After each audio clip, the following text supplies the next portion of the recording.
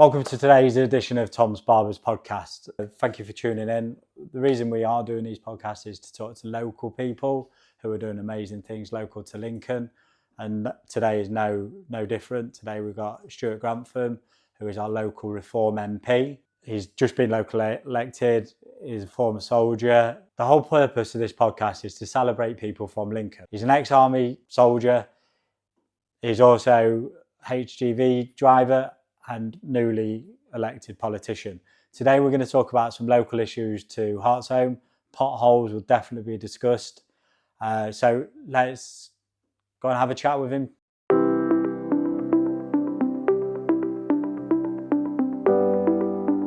So welcome to today's podcast. We'd like to welcome Stuart. Stuart's our local Reform councillor. But for anyone who doesn't know you, would you like to tell everyone who you are and what you do? Yeah, obviously my name's Stuart Grantham. Obviously I've always lived in Lincoln. Originally lived down at Fontwell Crescent where my parents are still living today. As a child obviously went to Manor-Lees and then over to secondary school at Ancaster. And from there joined the army for 6 years, did a tour of Northern Ireland, 2 tours of Iraq, got my HGV licence and been doing HGV ever since. And then just recently been elected obviously as the Lincolnshire County Councillor. Wow, amazing. I think the best place to start is obviously you are the local councillor for Reform. So what made you go from army to HGV to Reform councillor? So basically, as you know, I've been getting my hair cut with you for quite a while now. You know, I've always been strong into politics, always have been. My values are never my values never aligned with the other parties until Reform UK came across. Went to my first branch meeting with Reform, shared some ideas with them, and they gave me the confidence to basically become a local councillor, saying that they think that I would be a really strong candidate for the Hartsholme division. So they gave me the confidence to stand and basically go for it. So what you found? So obviously being absolute new to it, what surprised you most, or what's intrigued you the most? I think it's like becoming a councillor, it's been enriched because of residents with Hartsholme division have become like an extended family that now you've got a care and responsibility for. And it's also like developed my personal growth development in that. And I think it's the personal development and the engagement with the community that I'm being surprised about the most, because it's been quite welcoming as well. And it's very encouraged. Has it been easier to get into than you thought, or has it been quite a barrier to entry? Into becoming a councillor?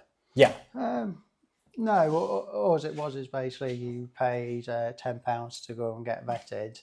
And then once you pass that vetting, obviously there will be other candidates standing, and obviously you do a 300-word piece. And obviously, like I said, they thought I was the best candidate to stand at Hartsholme, and obviously I'll be fighting for the Hartsholme residents for all the problems that they bring forward to me. Yeah, so I did notice today on your social medias you're doing is it a Saturday surgery? Is that? Yeah, I've been setting up monthly surgeries down at Swanholme pub. Good place to do it. Yeah.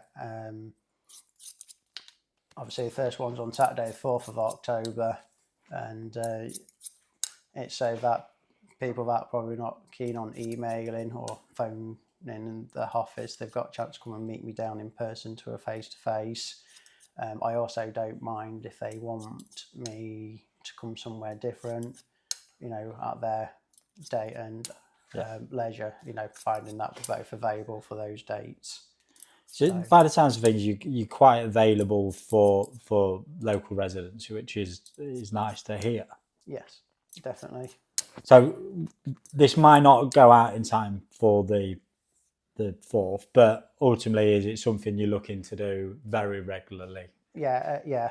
As you seen on the social media, for the next 6 months, I've got October the 4th, November the 25th. Obviously, December's obviously Christmas, so it won't be one from then. then January 31st, February 25th, March 25th, and April the 25th, which is all Saturday mornings at 10 o'clock down at the Swan Home pub.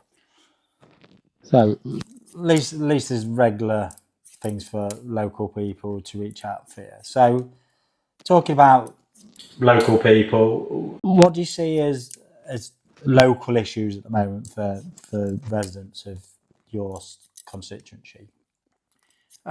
Main things is obviously definitely potholes and also crime. So what I've been doing to start rectifying this thing is obviously you've probably already seen there's been new road markings down in linings. There has been a few potholes. Obviously down at Anderby Drive they've got the new entry signs up and now. Managed to cut back the trees down there that was blocking the pathways and restricting the light views. I've got another ward walk coming up on the 27th of this month, where I'll be going down Birchwood. I've contacted Andrew, who's part of the highways, for the bigger service schemes going on.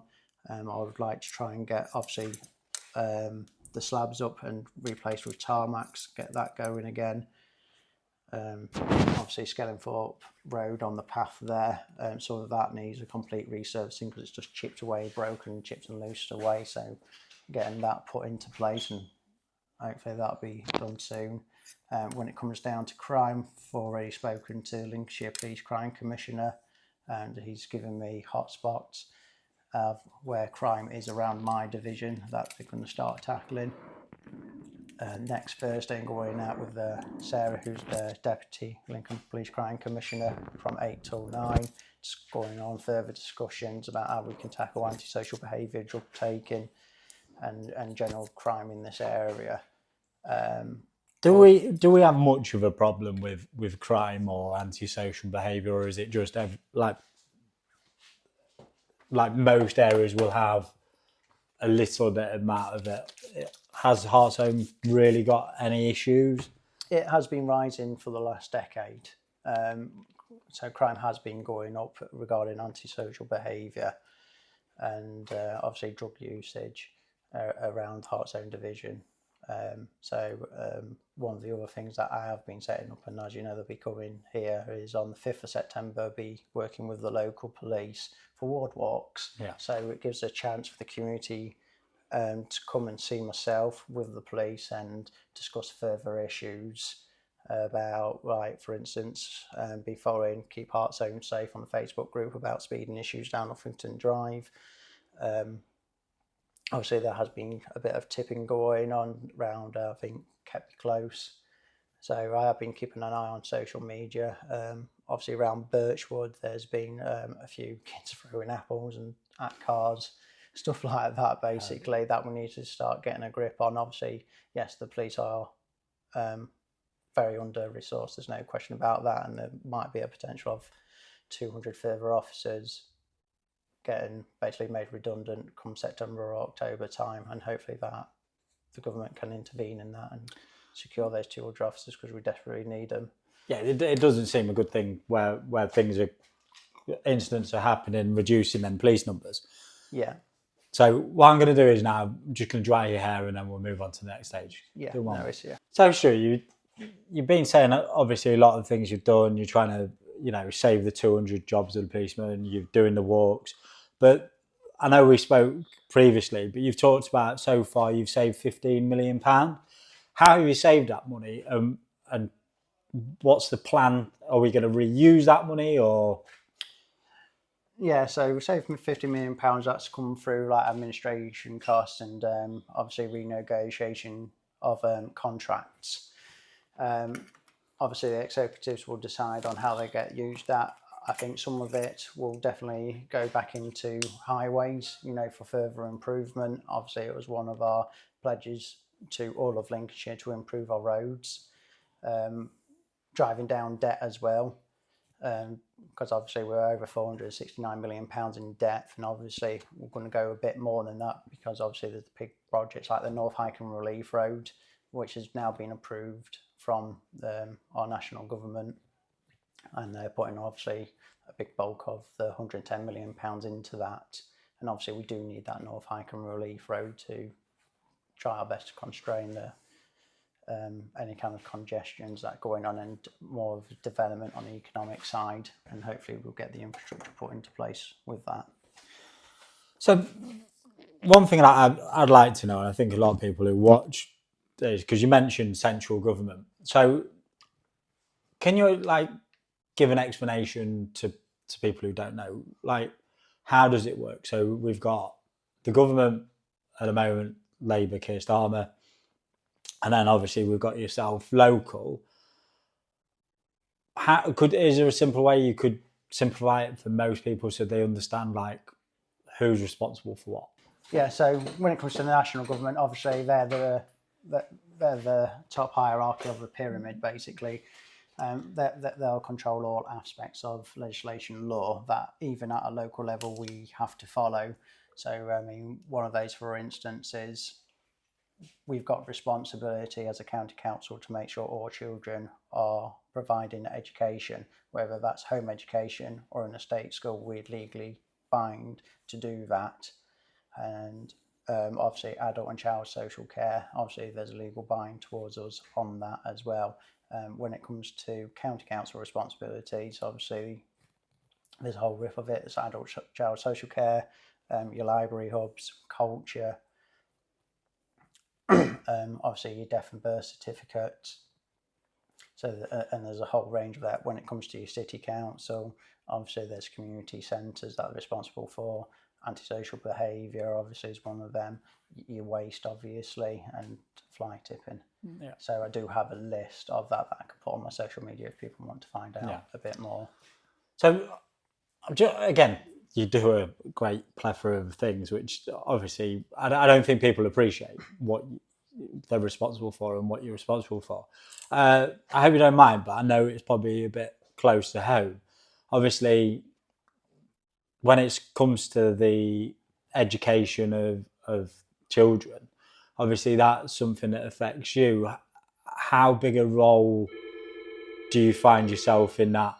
How much involvement do you have with the education system for people who need or struggle with the education system? Yeah, so when it comes to education, obviously Lincolnshire County Council are responsible for some of those schools that are still remaining under our jurisdiction. Obviously, when it comes to Hartstone Academy, obviously that's a national state school. But obviously I've been in contact with Miss Frances Rhodes, who's the head teacher there, to create a working relationship with them regarding SEND children, because obviously we do have caseworkers that go there, and we do have like a dual responsibility for those SEND children. So obviously we provide additional benefits. It's something that we really need to get a grip on when it comes to SEND children. Especially in the transport industry. I think the budgeting on that sometimes does come slow, and obviously when it comes to myself, obviously I'm the children and culture vice chair of that committee, so like I can set up and speak to our executives about setting certain agendas that come from all types of residents, not just from my division but across Lincolnshire. So I do engage with people obviously on those kind of issues outside my division as well. So you do an awful lot, way more than I expected. How does this affect? So obviously there's only 24 hours in a day. Are you still doing your current job, or have you moved over to this is the full time? no, unfortunately, I won't be able to come full time. I'd love to, but unfortunately, it doesn't pay enough to cover the bills. So yes, I do a full time job. Well, it's actually a part time job now. So I've gone part time to focus more on my counselling, and obviously because I want to engage more with residents. As you've seen on the local surgeries, you can contact me through my website, which is Councillor s.grantham@lincolnshire.gov.uk, and I do want people to actually email me and contact me regarding any of the problems that I can try to sort out. Give one example, I won't name names, but there's a resident at Sixfield Close And because the new Heron's foods have gone up there, Yeah. there's been an increase in tipping, especially over the holidays.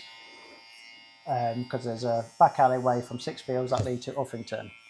Yeah. So she contacted me and I said, well, it's regarding tip, it is a city thing, but there's things that I can still do for you and want to do. So one of the things I did do was actually email Herons itself. And on Friday, I did get a response back from Herons saying that they're going to provide extra bins and they're also going to do or implement tidying up round their facility area. Obviously, they can't go down the back alleyway. So one of the things I have done is I've contacted Rachel, which is from the Waste and Environment, and got some litter pick sticks. Yeah. And one of the things that I was actually going to discuss with you is whether we could set up a litter pick days that I'll be doing every 6 weeks and get the community involved in basically cleaning up the area, where I'll be providing all the equipment from my own wages basically for a cleaner and safer streets. Not only that, I've also contacted the Mullins Community Centre. They also have volunteers that come out litter picking with them every 6 weeks. So I'll be joining them on September the 17th and going out doing more litter picking, since the Moorland's also inside my division and also my responsibility. And it gives me a good chance to speak to them, engage with just normal local residents. Yeah, now we're happy to, whether it's a base people meet from or when you finish providing refreshments, but we'll... Yeah, well, it's just mainly water. I'll be bringing all the squash and everything. I've got the table set up and everything like that. It's just I find like quite a central point to Heartzone to clean up this area. I don't find it too bad actually. It's probably one of the best. It's just, let's get the community involved. I think at the end of the day, if you do incentives like this, it spreads awareness, and I think you get the effort there. And at the end of the day, we should be keeping the area we live in tidy and respectful of where we're from. And if you're not willing to do anything to make it better, then whose responsible really is it? It's our own responsibility to keep things nice and tidy. That's right. Yeah. So what? How have you really found, like, from because obviously you've got a young child and a wife.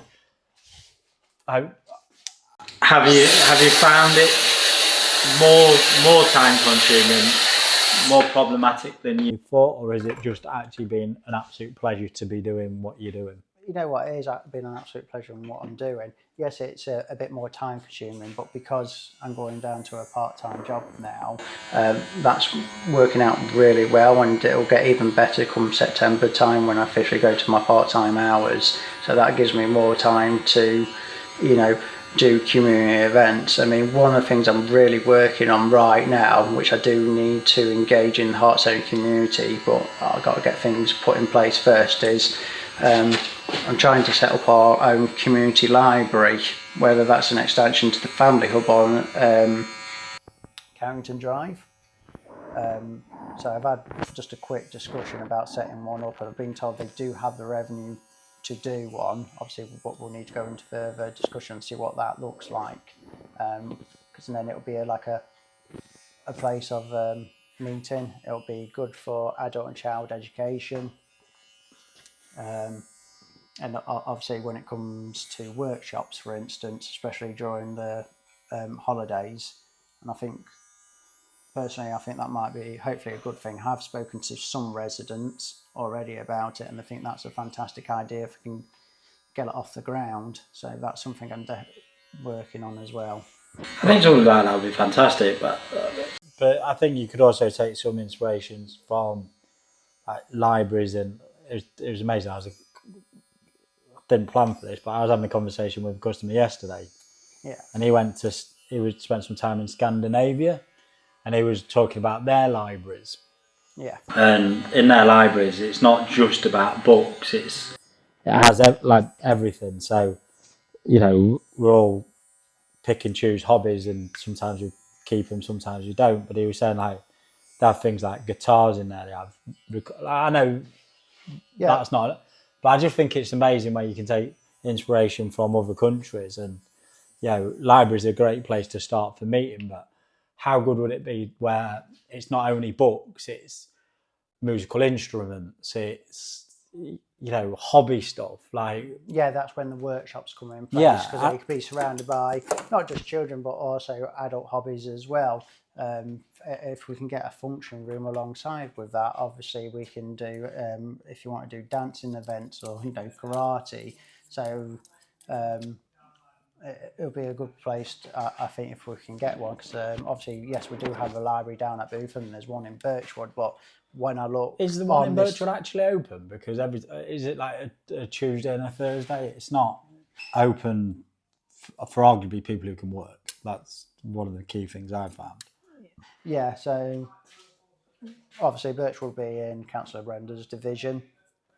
So I think we are discussing about libraries in the committees as well, and seeing if we can get them opened up longer. And if I can get one on Hartzone, and the reason why I want one on Hartzone division, because when you add Swampville area to that, there's about 3,000 residents here, and if we can centralise that and get volunteers, I believe we can make a really good success about it.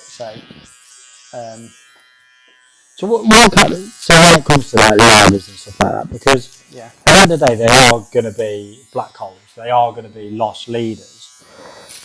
But ultimately, helping out library in different areas, they're going to give people a place to go. So you're going to improve probably people's well-being, people's sense of education. So how do you measure that? Like, because obviously everything this day and age is like, what benefit does it? How would you record the actual successes of a library, even though financially it doesn't make you money and it costs you money? But how can you value the extra things that it does bring? Well, we can monitor that by seeing what the residents first, if they want it in the first place. So we can measure what the cost is going to be. And one of those is like what I just previously said about, there's obviously about 3,000 residents that are central to Hartzone.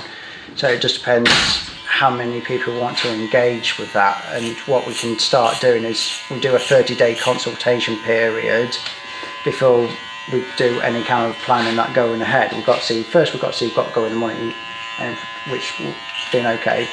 Like I say, I've got a meeting on the September the 22nd where we're going to talk about even further development.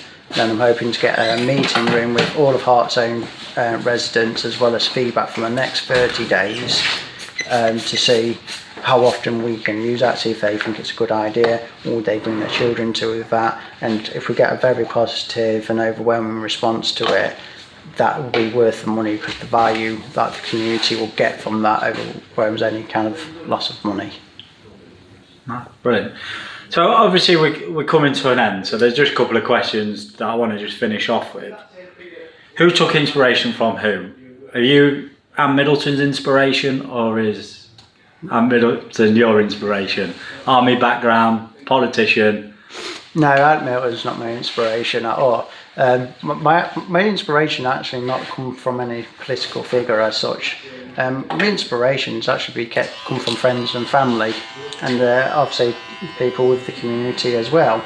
There are some people that feel like they're not being heard and feel like they don't have a political voice or political home, and I know how that feels, because that's what I felt like. And when they gave me the encouragement to stand and obviously try my best to engage in the community, that was my inspiration to do that.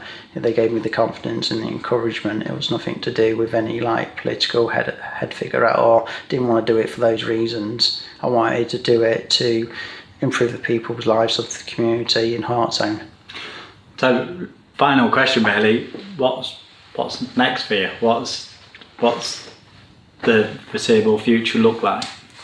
So I don't want to go any bigger on the political side of things, that's for sure. I want to try and stay as a local councillor by doing a good job, and if I can do a good job, hopefully I can remain elected as a councillor. and keep doing the job that I've been doing and listening to the residents and seeing what else that they want. And obviously there's going to be a big overhaul in the next 3 years with this great combined authority. Whether we like it or not, whether we agree with it or not, it's going ahead no matter what. So, and I want to jump on to that, get elected for the great combined authority, because I'll be able to do more stuff for our residents, and work with the police, work with our school teachers, whether it's under authority or not.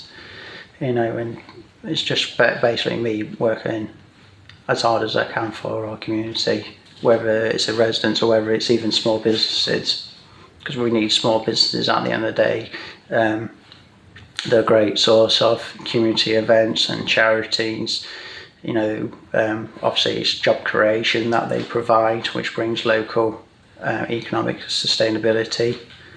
And I would like to look at basically promoting small businesses in our area to make their voices heard more. Yeah, no, that's brilliant. Well, it's an absolute pleasure to have you today. Obviously, anyone who's watching this, all of Stuart's information will be in the comments to be able to reach out to him, and just want to wish you all the best. And thank you for the job you're currently doing. No, thank you, Tom. Thanks for having me.